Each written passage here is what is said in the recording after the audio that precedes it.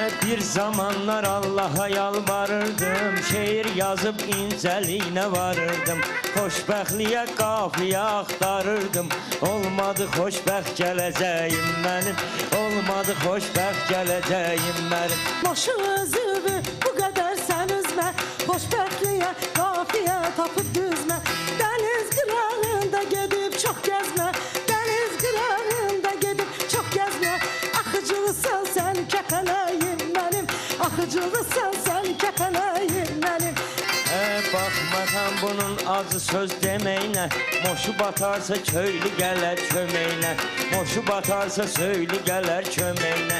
Sevda qoyubdur açarı ürəyinə, götürməyə gəlmir ürəyim mənim, götürməyə gəlmir ürəyim mənim.